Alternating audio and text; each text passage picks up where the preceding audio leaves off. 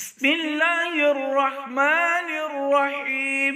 دعاء رب اجعلني مقيم الصلاة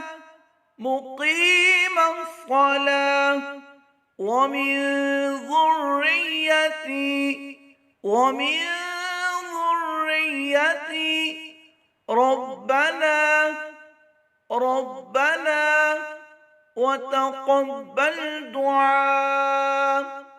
وتقبل دعاء ربنا اغفر لي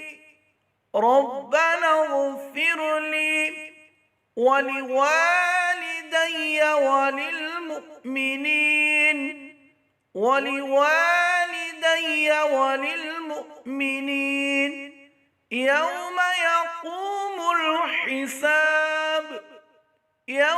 يقوم الحساب.